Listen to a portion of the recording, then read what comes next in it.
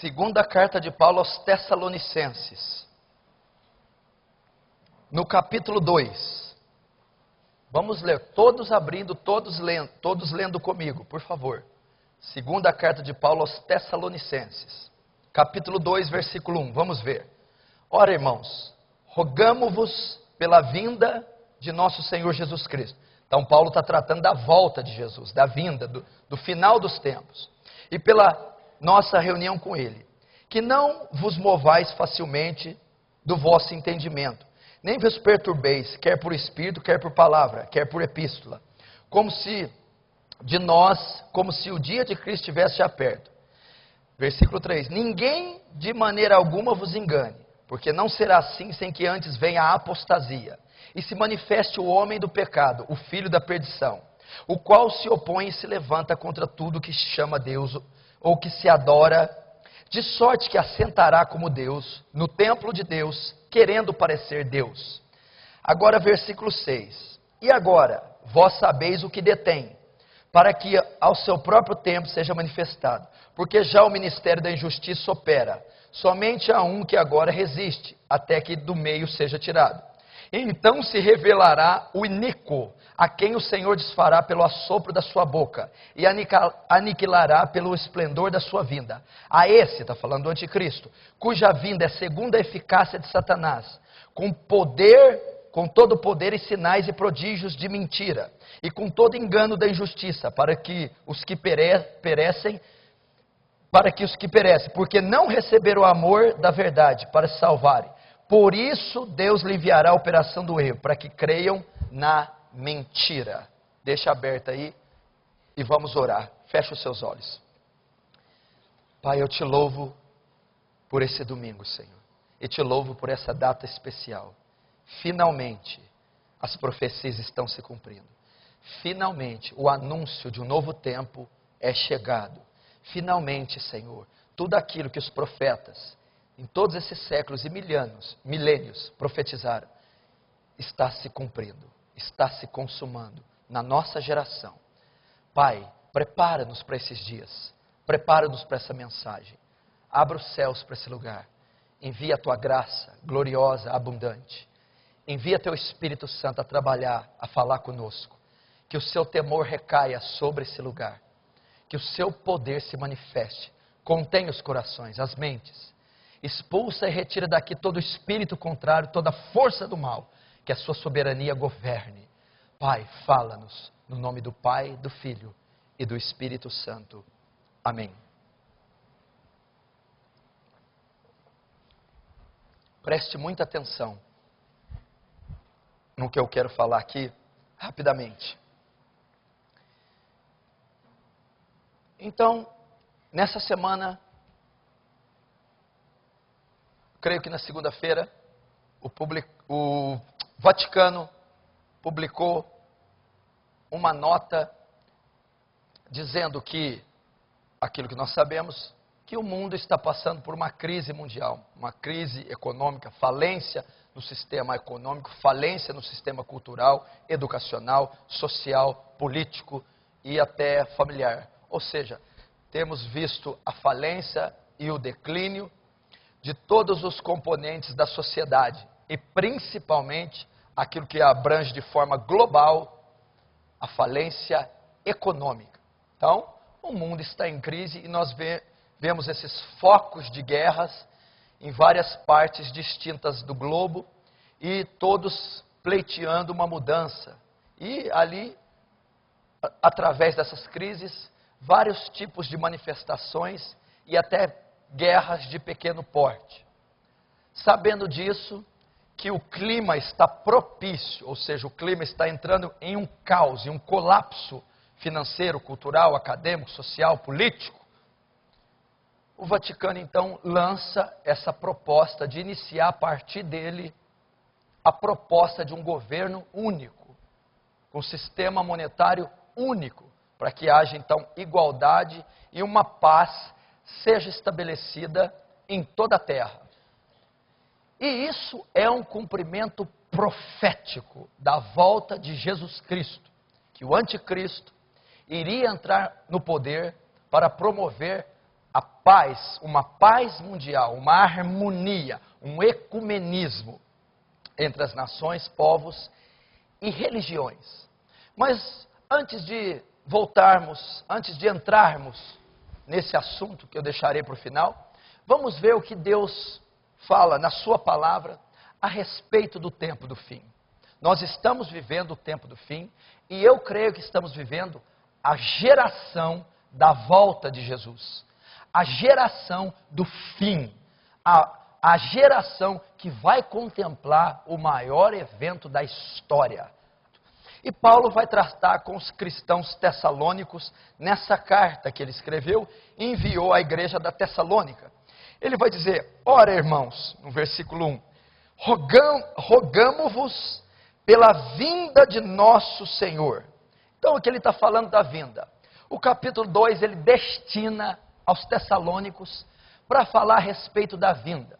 Caso você não saiba, Jesus esteve aqui um tempo, 2000 anos atrás, em carne. O Deus encarnado pisou nessa terra há 2000 anos atrás e trouxe com ele o reino e trouxe com ele o evangelho.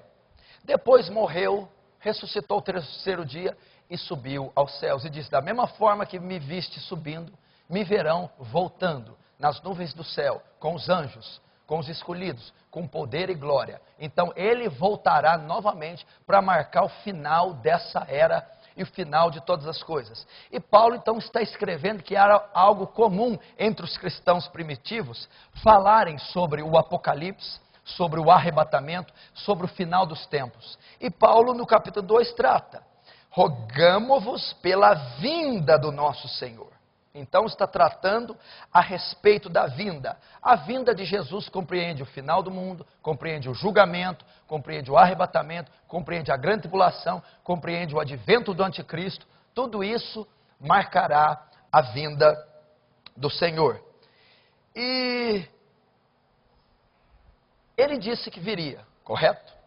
Há 2000 anos ele se foi, se ascendeu aos céus depois de ter ficado cerca de 40 dias ainda na terra. Ele ressuscitou e não subiu logo à ressurreição. Ficou 40 dias por aqui e apareceu aos 12, a Pedro, e depois a mais de 500. Então houveram muitas testemunhas oculares da ressurreição de Jesus Cristo.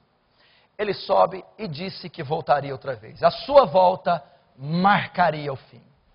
Como então fazemos para saber que estamos no tempo do fim? Como identificamos? Quais são as evidências que esse é o tempo do fim? Que Jesus está às portas, que a nossa geração contemplará a volta dele. O texto continua, se você ver no capítulo 2, versículo 1 diz: da vinda, ele virá. No versículo 3, ele diz: mas ninguém de maneira alguma vos engane, porque não será assim, sem que antes venha a apostasia. Então ele está ensinando: a vinda não ocorrerá, o final não acontecerá, antes que algo ocorra antes. Antes que algo preceda a volta. Esses são os sinais. Então, ele voltará. O que precederá? Primeira coisa, ninguém de maneira alguma vos engane, porque não será assim sem que antes venha a apostasia. Então, primeiro deve haver a apostasia. A apostasia é um sinal que Jesus estaria voltando. O que é apostasia? No original é abandono da verdade, abandono dos princípios bíblicos, rejeição das escrituras, esfriamento por parte da igreja. Isso é apostasia. O que temos visto? Um dos sinais, uma das evidências que a volta de Jesus está próximo. 1 Timóteo 4:1, que nos últimos dias, quais dias? Os dias que precederiam a volta. Muitos se apostatarão da fé, rejeitarão a fé bíblica, o cristianismo bíblico verdadeiro, dando ouvido a espíritos enganadores e a doutrinas de demônios. Então a fé verdadeira, a igreja bíblica, aquela que segue a palavra, tem sido substituída por um tempo apóstata. Espíritos enganadores estão regendo a maioria das igrejas atuais. E doutrinas de demônios. Isso ia ocorrer no meio cristão. Eu não estou me referindo a mormons, a testemunha de Jeová. Eu não estou referindo a espiritismo e kardecismo, porque eles eles nunca se apostataram, porque eles nunca foram cristãos. Eles são heresia. Eles nunca foram igreja. Então, Mormon, Ordem Rosa Cruz, kardecismo, testemunhas de Jeová, não são cristãos que apostataram, são religiões fundadas no erro, heresias. Apostatar o cristianismo verdadeiro, aquele que veio dos apóstolos, de Cristo, deixar as escrituras, esfriando-se, desviando-se da verdade, segundo fábulas e erros. É isso que tem ocorrido. Então o termômetro é a igreja. Essas outras seitas e religiões não são cristãos. Por exemplo, muçulmanos, essas outras gamas não se apostataram, não são apóstatas, são hereges. Apostasia marcaria o tempo. O que tem ocorrido? Os segmentos cristãos, deixando a verdade. O Brasil se gaba de estar sofrendo um avivamento pela explosão evangélica, neopentecostal, pentecostal, pelas igrejas que estão se ramificando, o movimento carismático da igreja católica abrindo e ramificando e explodindo em fiéis. Então temos templos e templos abarrotados todos os domingos na nação brasileira. Só de evangélico são quase 50 milhões. E a outra grande totalidade de católicos ortodoxos e carismáticos. Mas a maioria desses segmentos tem se apostatado. E você vê a palavra e a Bíblia sendo substituída por folhetos na entrada de uma igreja, por apostilas que têm partes da Escritura e não toda a Escritura, cultos, programações e eventos tendo na sua grade, tendo na programação elemento psicológico, elemento humano, elemento das ciências sociais. Jesus Cristo tem sutilmente sido substituído por Freud, por Lacan, tem sido substituído por Aristóteles, por filosofia, tem sido substituído por autoajuda. Essas coisas estão entrando no seio do cristianismo e ele não tem sido bíblico. E muitas ramificações, denominações se apostatado. E uma série de tragédias ou de elementos estranhos entrando no corpo da igreja. Recentemente uma igreja no estado de São Paulo estava fazendo batismos num toboágua. São blasfêmias e absurdos e afrontas que jamais imaginávamos que o corpo de Cristo ia ter. Batizando pessoas num toboágua, escorregando, caindo numa piscina. Outras igrejas colocando ringue de vale tudo dentro do salão do templo. E após o culto, ocorrendo para os jovens uma luta entre profissionais do vale tudo, do jiu-jitsu, dentro de um templo. Pessoas promovendo sincretismo religioso, misticismo. A fita do Nosso Senhor do Bonfim sendo substituída pela rosa ungida, sendo substituída pelos vales do sal, copos com água no rádio, copos com água na TV. Tem simpatias evangélicas, substituindo os joelhos dobrados, substituindo a fé salvadora em Cristo, a fé que confia no mérito de Cristo, que nos justifica.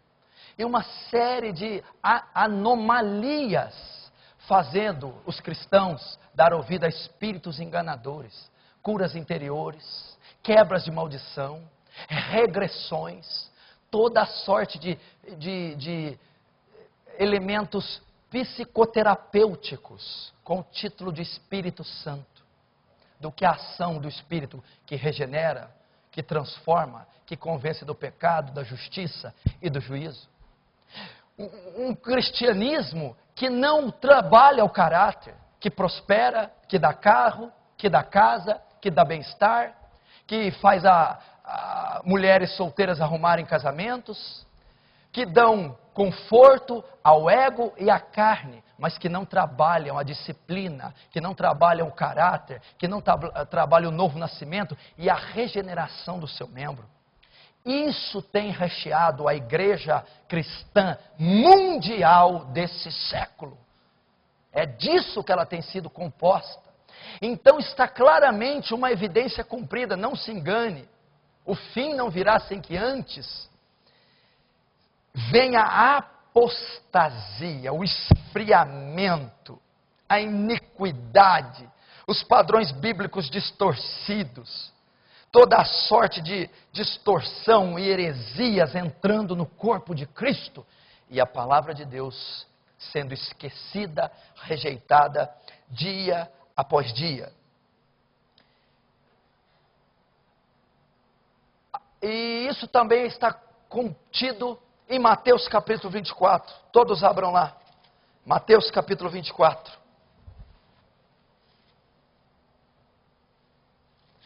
No versículo 3. Veja o que diz.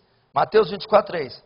Estando assentado Jesus no Monte das Oliveiras, chegaram-se a ele os seus discípulos em particular, dizendo: Dize-nos, quando serão essas coisas?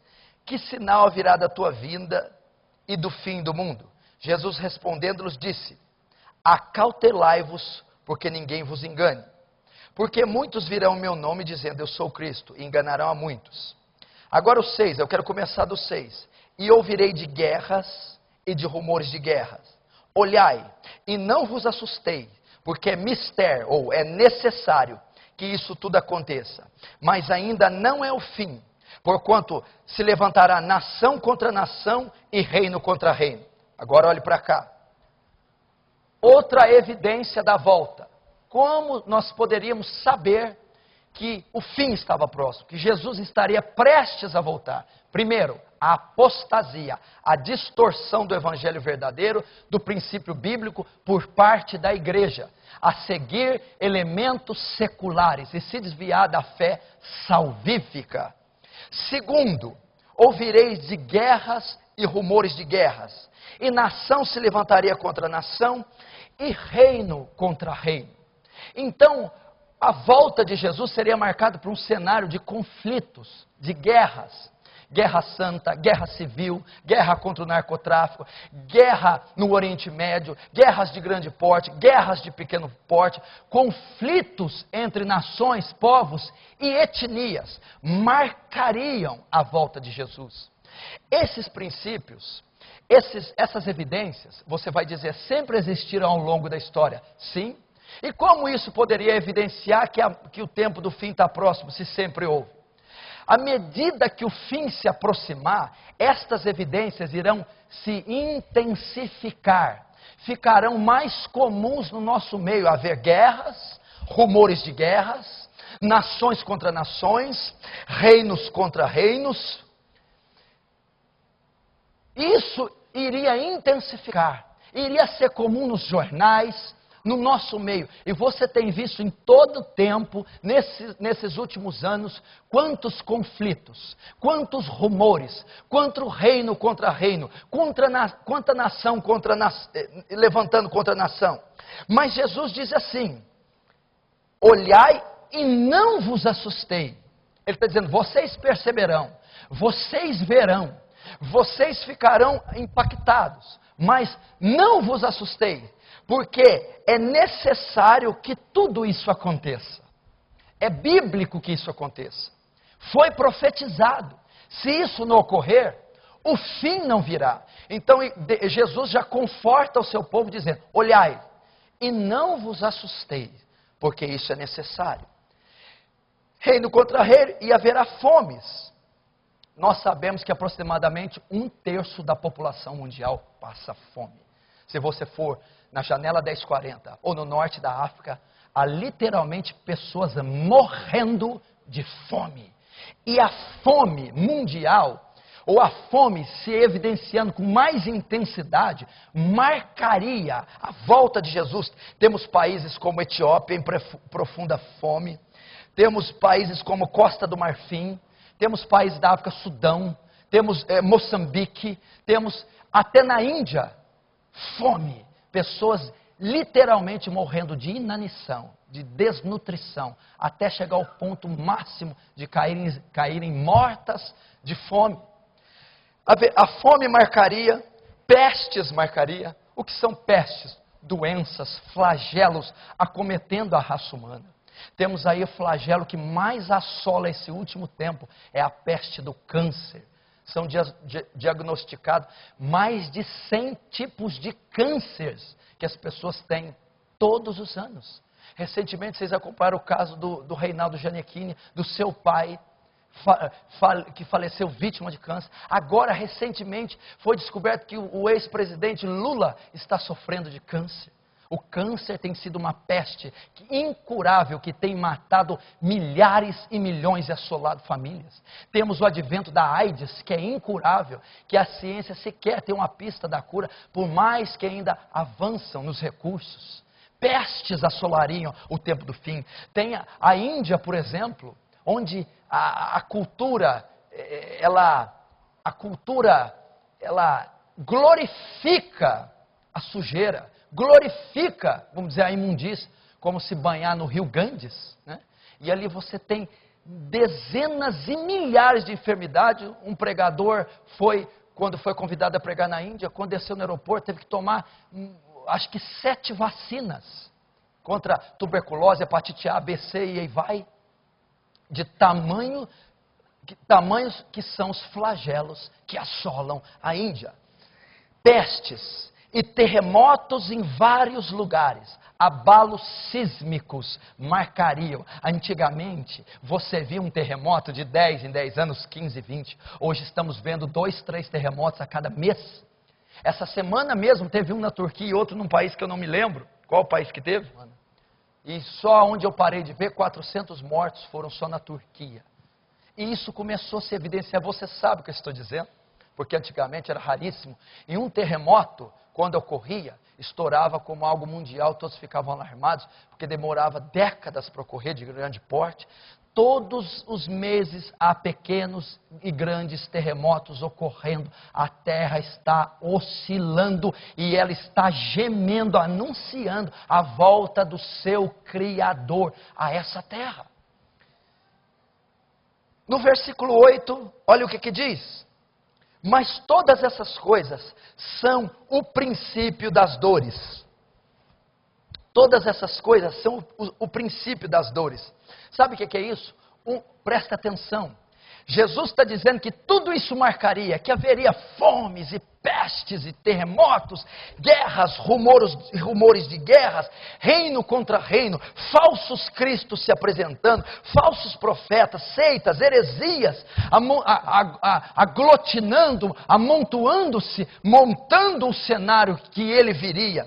Mas ele disse, mas todas essas coisas são apenas o princípio das dores. Uma mulher, quando estar a dar à luz, ela começa a sentir as primeiras contrações e depois de horas e talvez até dias, ela vai gerar o seu bebê. Jesus está querendo dizer aqui no versículo 8, mas todas essas coisas são apenas as primeiras contrações. Apenas as primeiras. A primeira contração que a mulher sente se equivale à dor que ela sente à hora do parto?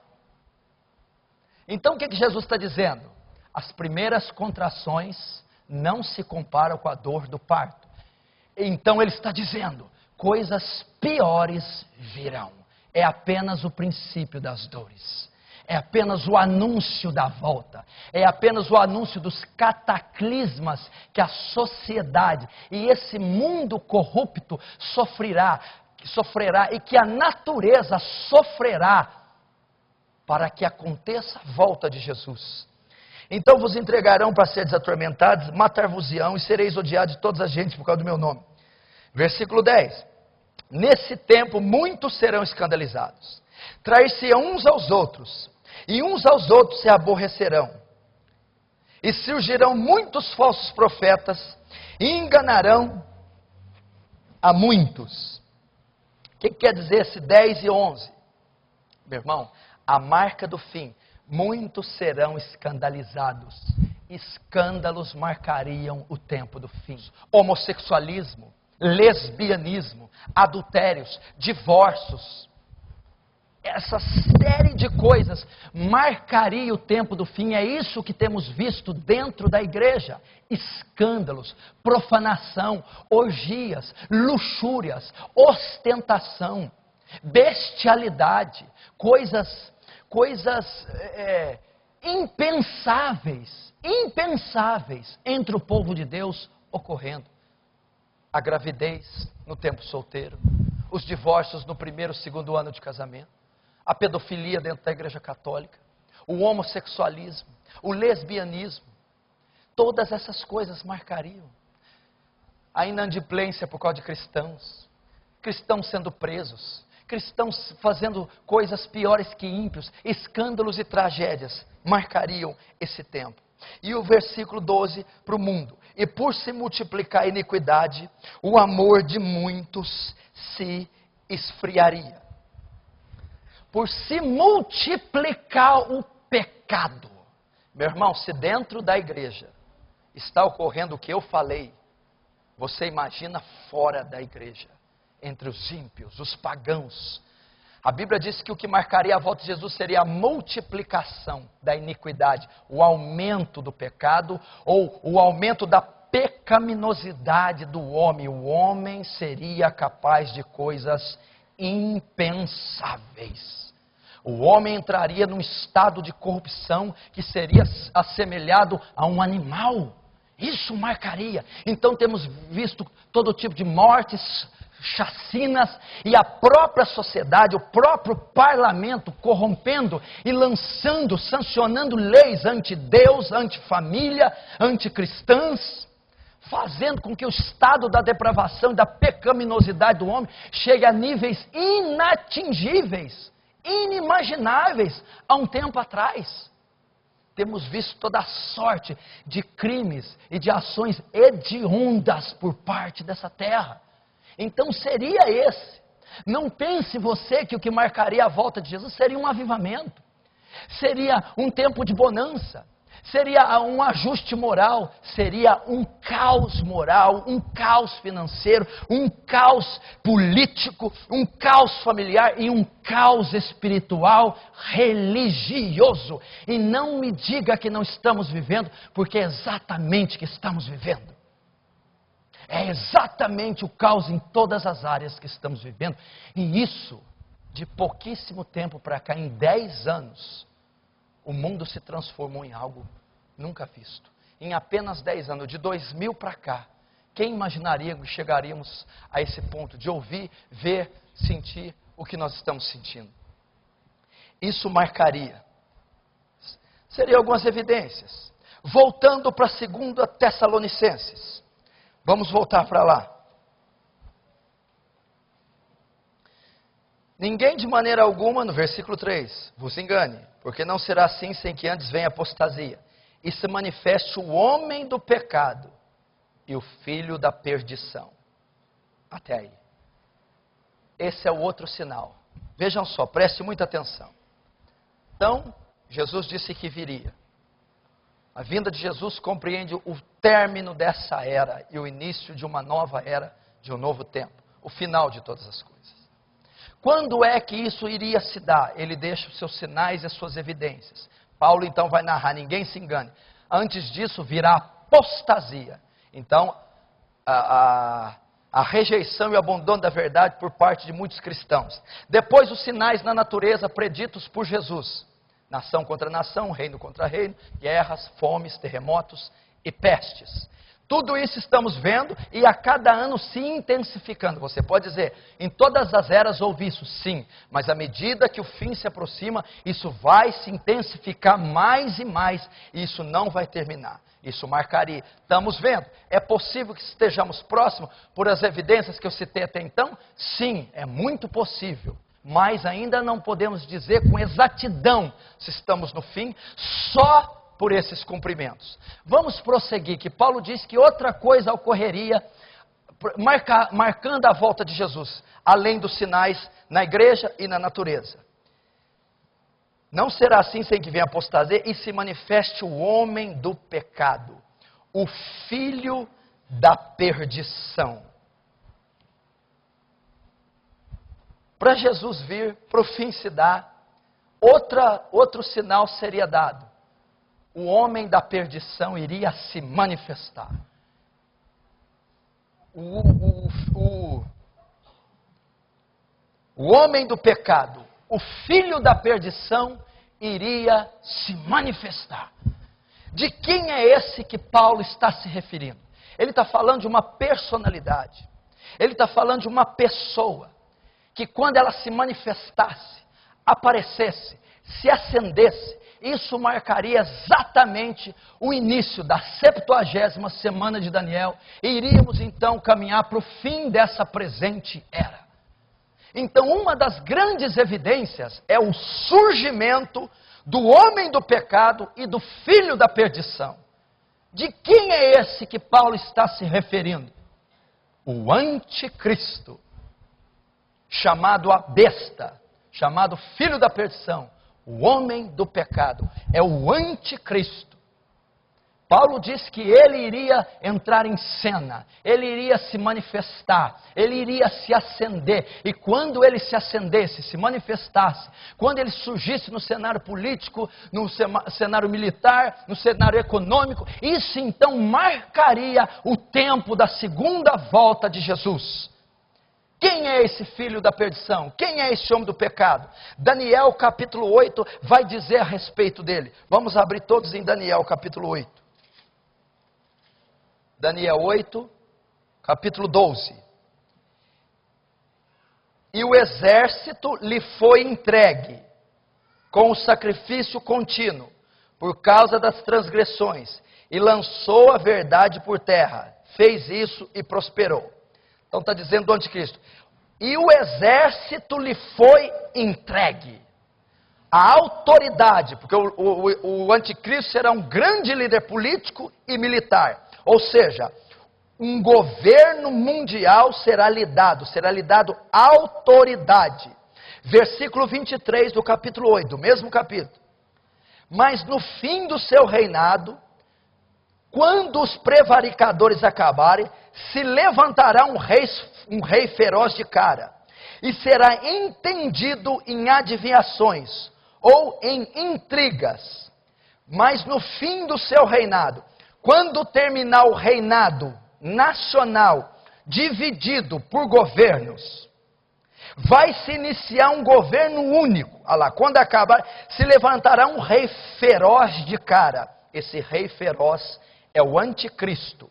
E será entendido em adivinhações. Será um mestre de intriga política e militar. E também em adivinhações. Terá poder místico. Terá poder de revelações. Poder de adivinhar. Poder de profetizar. Será o único governante que dotará de poder místico.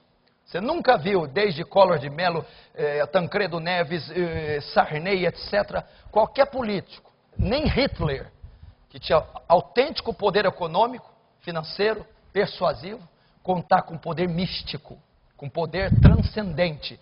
Esse terá rosto feroz, será um homem incisivo, de autoridade, imponente, um homem astuto, sagaz, voraz.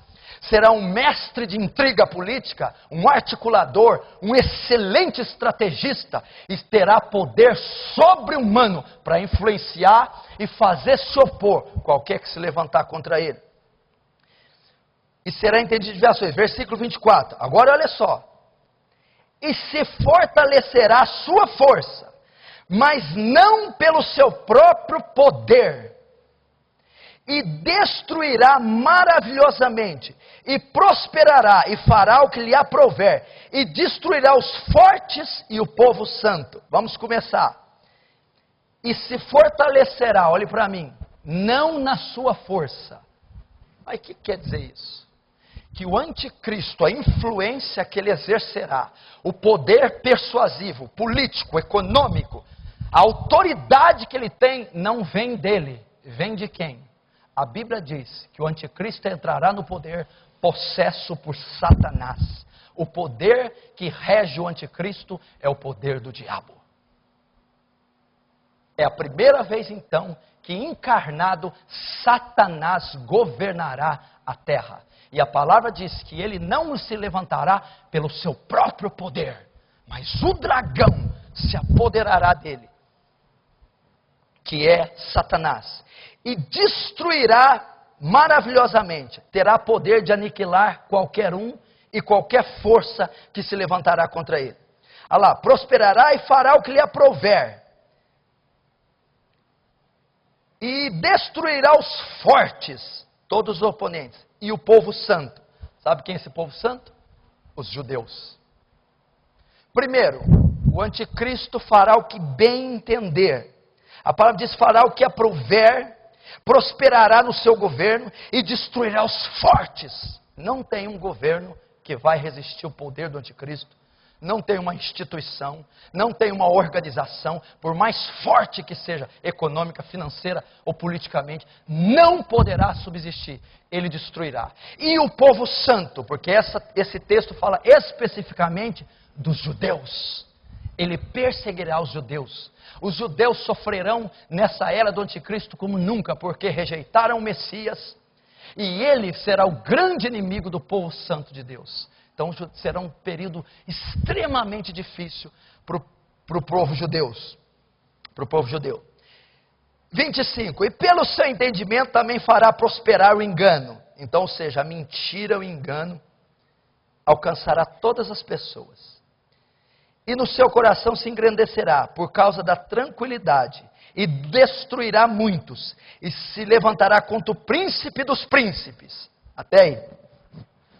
Por causa da tranquilidade, destruirá muitos. O que é a tranquilidade? Por causa da passividade, do comodismo e do conforto que o povo dará a ele, por causa do seu status, por causa do seu poder de administração, todos cairão num conforto e numa tranquilidade. Afinal, o anticristo virá para promover todas essas coisas. Uma paz mundial, uma igualdade social, trazendo então tranquilidade. Mas depois, ele vai destruir esse tratado de paz, e vai aniquilar todos que estão em tranquilidade, todos que estão vivendo a estabilidade.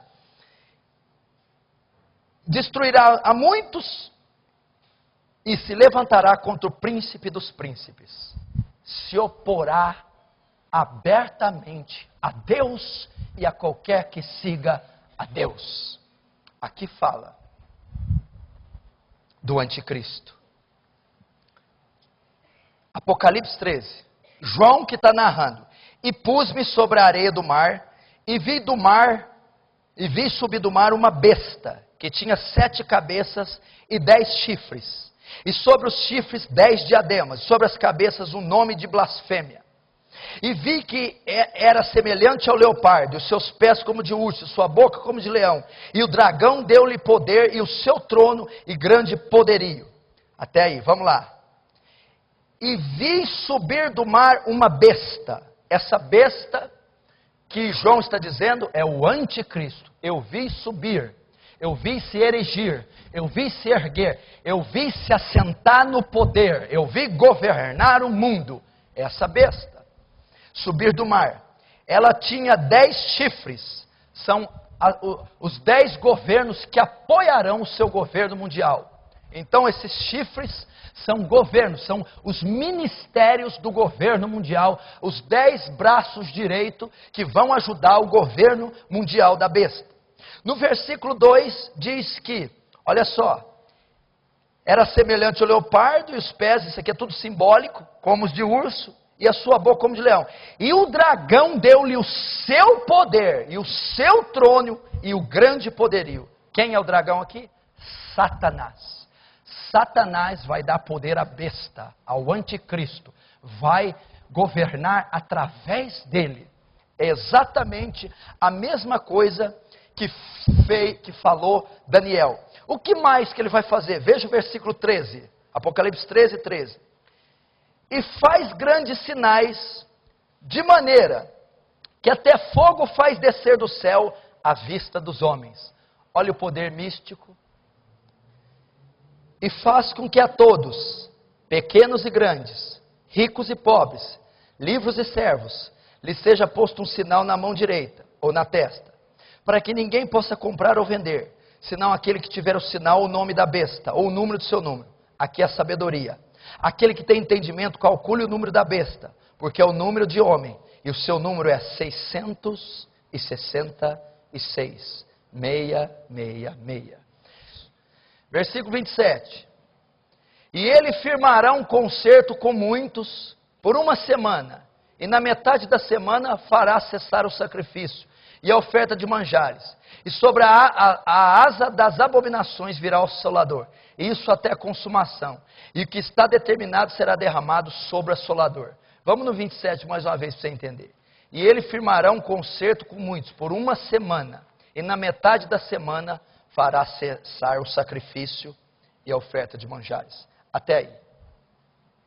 Todos olhem para cá. Foi proposital ser bem didático essa noite.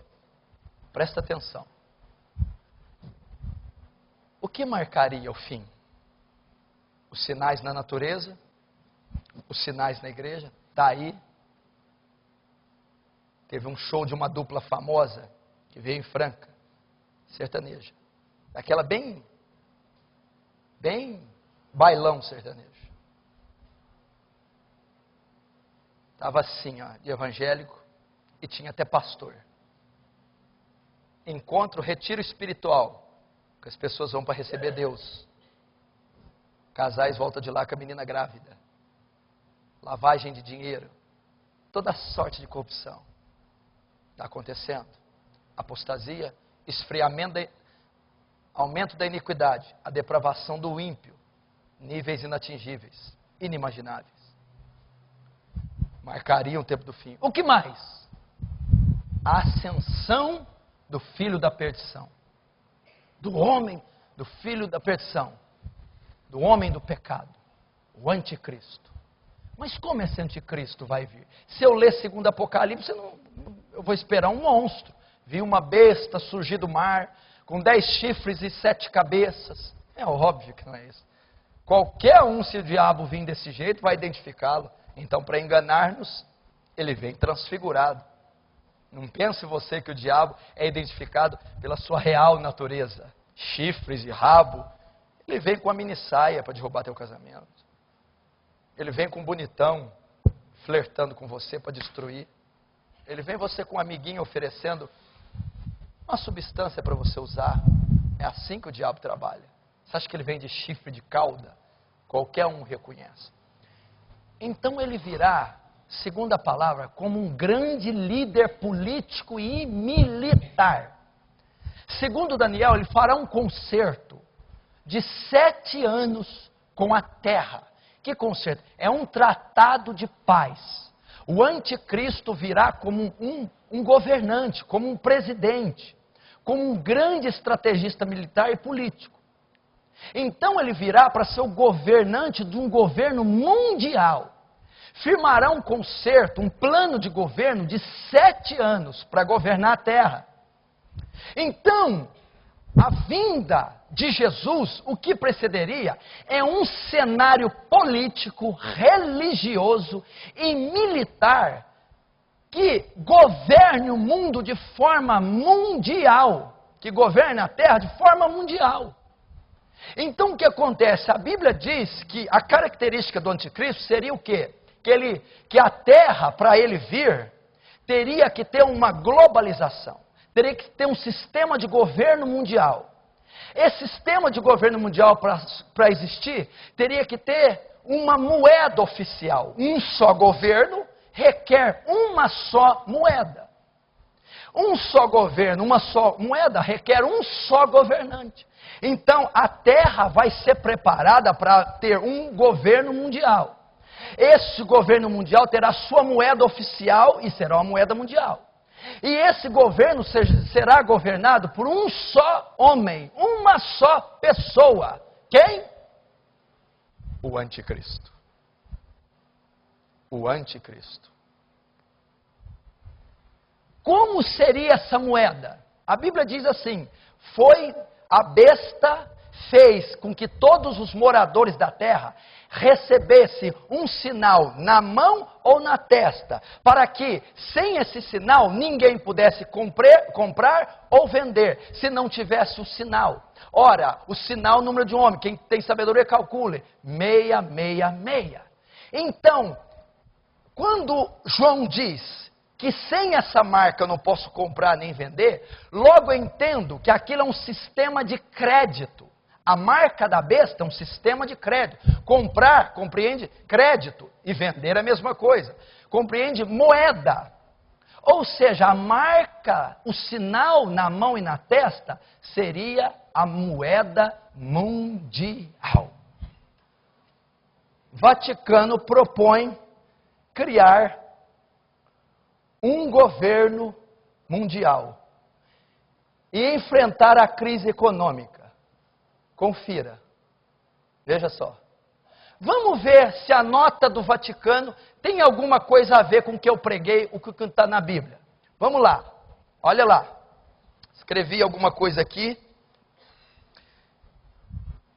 O Pontífice Conselho do Vaticano, Justiça e Paz, presidido pelo cardeal Peter Turkson, propôs a criação de autoridade política mundial e um banco central mundial para promover mercados livres e estáveis, disciplinado por um quadro jurídico adequado, visando a atual crise financeira econômica. Não volta.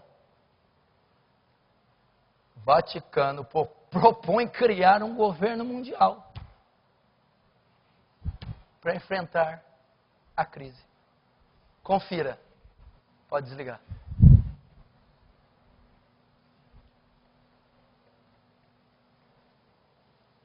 Mateus 24, 42.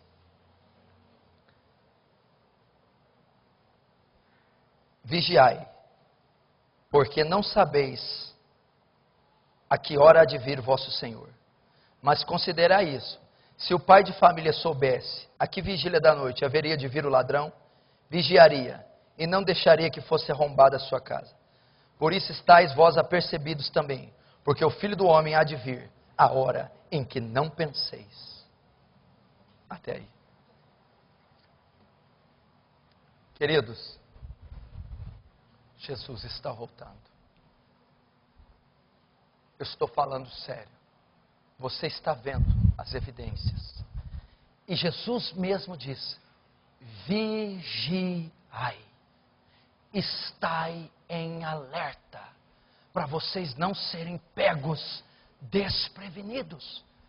Meu irmão, isso marcará a nossa geração. Quanta gente já pregou sobre isso? Quantos cultos você já ouviu sobre isso? Quanto você já leu, meu irmão? Mas finalmente está chegando o dia. Finalmente chegou. Quantos anos ouvindo desde criança? Quantos filmes você assistiu? Quantas coisas! Nós estamos sentados aqui, tem milhões se drogando, milhões em motéis, milhões matando, milhões nem preocupados acendendo seus charutos, fechando os negócios com malas cheias de dinheiro, estuprando, matando, se deleitando, ou outras igrejas cantarolando, vivendo paz, prosperidade, e nem imaginam o que está por vir. Nem imaginam, meu irmão. A Bíblia diz que ele virá a hora que não estivermos esperando. A Bíblia dirá, quando ele diz, quando disserem paz, paz, virá repentina destruição.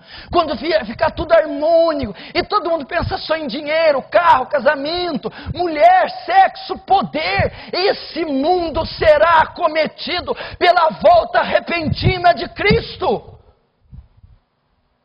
Ele está dizendo: vigiai, acordai, muda a sua vida, se entrega a Jesus, você pode ficar. Meu irmão, é o maior acontecimento já registrado, a segunda volta. Meu irmão, o céu vai abrir do ocidente ao oriente, os anjos tocarão a trombeta e Jesus virá em glória. A Bíblia diz que o céu perderá o seu firmamento, as estrelas cairão, o sol perderá sua luz, haverá trovões, chuva de meteoros, haverão terremotos jamais vistos. Essa terra vai confrontar a volta de Jesus. Eu não estou dizendo mais de profecias, visões, eu não estou dizendo de fatos reais. Você é a geração que vai contemplar isso. O relógio, a largada foi dada, não pode parar mais. Você acha que isso não mexeu comigo desde que eu fiquei sabendo? Você acha que não mexeu comigo? Vê se tem cabimento. Não se sabe quanto tempo isso vai levar. Isso está apenas como Jesus, princípio das dores, as primeiras contrações. Você não sabe ainda o que essa terra vai contemplar. Você não sabe, você já está começando a ver os nuances na TV. Essa homofobia, você está vendo essas loucuras, essas leis, você está vendo essa descaracterização do homem, o homem está se tornando um monstro, a igreja está parecendo mais um picadeiro.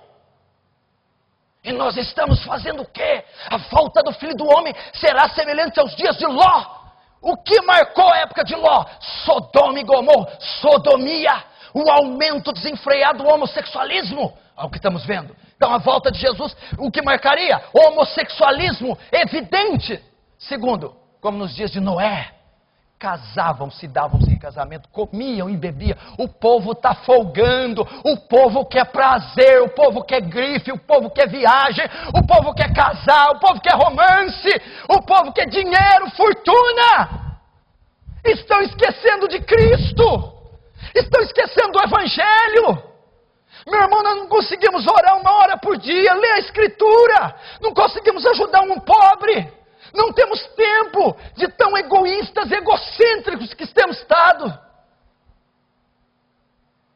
Quem vai subir com Cristo? A Bíblia diz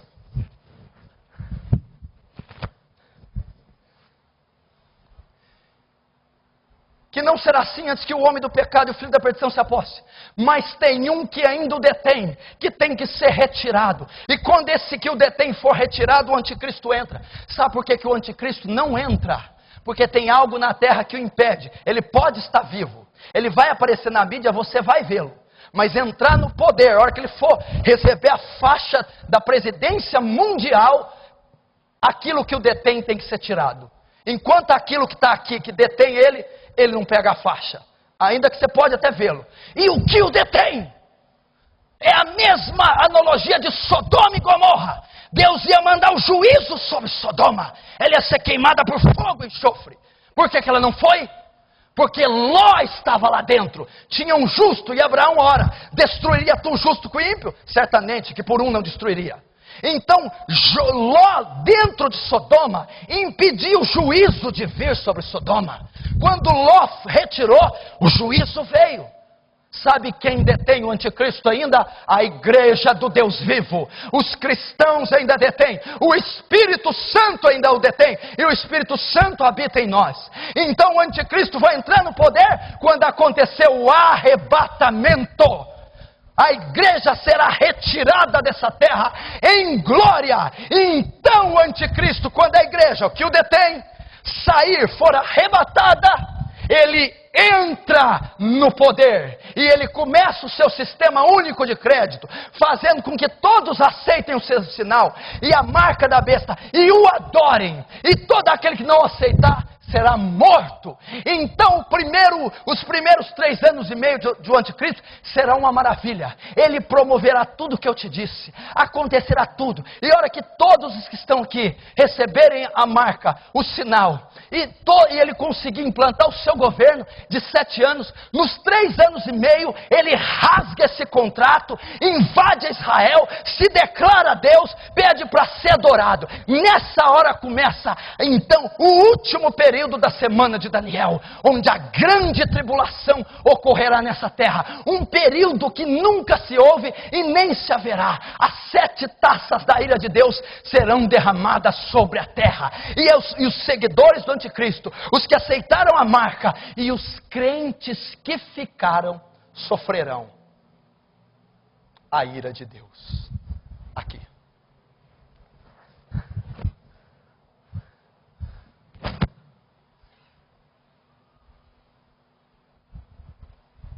O que eu aprendo?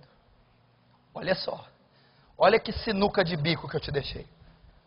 Está prestes para ter o governo, concorda? Ele vai trabalhar para chegar. E ele não pode chegar até o arrebatamento acontecer. Então como é que eu vou saber qual a hora certa? Eu não vou saber. Eu vou ter que ficar vigiando. O arrebatamento pode se dar a qualquer momento. Conserta a tua vida. Olha o relógio, isso aí é uma prova da misericórdia de Deus, dizendo: o tempo está contado. A contagem regressiva começou. Ai daqueles que ficarem. Eu vou te falar uma coisa. Você não tem ideia o tanto de pessoas que vão ficar. O tanto de pessoas que estão mentindo, roubando, fornicando, prostituindo, enganando, que não leem a Bíblia, que não oram, que não fazem o bem, que não perdoam, que não amam a Deus, que não amam o próximo. Como é que esse tipo de gente vai subir, meu irmão? Como é que esse tipo de gente que vê a necessidade além endurece o coração? Gente que não tem tempo para perdoar, visitar, fazer, não pode subir. Infelizmente, meu irmão, você não tem ideia o quão judiados serão os que ficarem. Pastor, como eu fico livre de tudo isso? Você deve confessar o seu pecado, você deve se arrepender, você deve nascer de novo, você deve buscar o Espírito Santo, você deve iniciar uma vida de leitura da palavra, uma vida de oração, você deve ser santo, mudar suas vestimentas, seu linguajar, o lugar que você frequenta, mudar sua mente, a parar de assistir coisas pecaminosas na TV, perdoar os seus ofensores, amar quem não é digno do seu amor. Você tem que mudar antes que seja tarde. Isso vai nos pegar. Por que eu sou enfático? Por que eu meti esse vídeo ali? Por que eu pus aquele pano branco? Por que eu estou suando aqui igual um doido? Porque eu estou falando da sua eternidade. Ela está muito perto. Não fica mais com coisinha, não faz bico para mim, meu irmão. Não interessa se você vai conseguir realizar aquele sonhozinho. Meu irmão, eu estou dizendo da sua alma. Ela vai passar todo o século, dos séculos, ou no inferno ou no céu. Será que você não entende? Você vai deixar de ir para o céu por causa desse relacionamento? Por causa do namorico bobo? Você vai deixar de ir para o céu por causa de uma traição, de um sentimento, de alguns reais? Eu estou dizendo da sua eternidade. Pode ser tarde, vou te dizer. O arrebatamento para alguns chega mais cedo. Como? Na morte. Você pode morrer hoje, amanhã. E o arrebatamento chegou para você. Onde vai passar a sua alma? Você vai continuar recebendo esse dinheiro ilícito? Tudo bem, continue. Vai lá. Você vai continuar se encontrando com essa mulher? Com esse homem? Você vai continuar fornicando? Você vai continuar recebendo dinheiro ilícito? Você vai continuar com esse coração fechado? Meu irmão, o que espera você é as 7 taças da ira, as 7 trombetas do Apocalipse. O que espera para você é a besta que sobe do mar, que tem 7 cabeças e 10 chifres. O que te espera? Pragas que, se eu lesse aqui, 1/3 das águas transformarão sangue. abrirá o abismo perto do rio Eufrates, que está lá no Oriente Médio, sairá uma nuvem de gafanhotos, com cauda de escorpião, e ferirá os homens. Estuda o que são os escorpiões. Abrirá uma chuva de demônios para quem ficar aqui. No mesmo rio Hidekel, Tigre, no Oriente Médio, tem 4 grandes príncipes, 4 demônios que só estão abaixo de Satanás. 4 dos maiores e mais poderosos demônios estão lá agora no Oriente Médio, acorrentados e presos, só esperando esse dia para serem soltos e para matarem 1/3 dos homens que ficarem do arrebatamento. Você quer isso?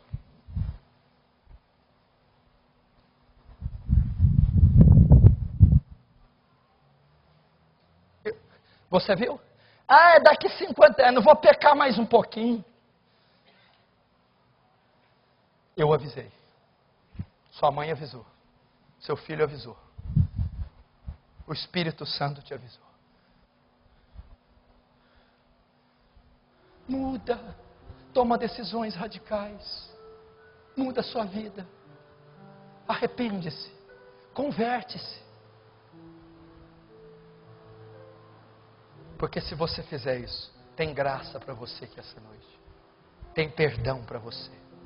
Tem uma graça gloriosa para ser dada. O que vem a mim, disse Jesus, de maneira nenhuma eu lanço fora. Ainda que seus pecados sejam vermelhos como a escarlata, Jesus diz, eu os faço brancos como a neve. Há tempo para você, enquanto há vida, há esperança. Com o coração sincero quebrantado, você diz, eu sou fraco, eu não aguento. Mas essa força que você precisa não vem de você. Não é o seu braço, não é o seu poder intelectual, é o Espírito Santo em você. É só disso que você necessita. O Espírito Santo. É Ele que me faz cumprir a Bíblia. É Ele que me ensina a orar. É Ele que me faz abandonar o pecado. É Ele que me dá amor para eu amar quem não merece. É Ele que me dá perdão para perdoar alguém que me agravou. É Ele. É Ele que quando eu sou tão fraco, Ele me fortalece. É a força dEle que você precisa. Se você quer essa força, feche os seus olhos. Curva a sua cabeça.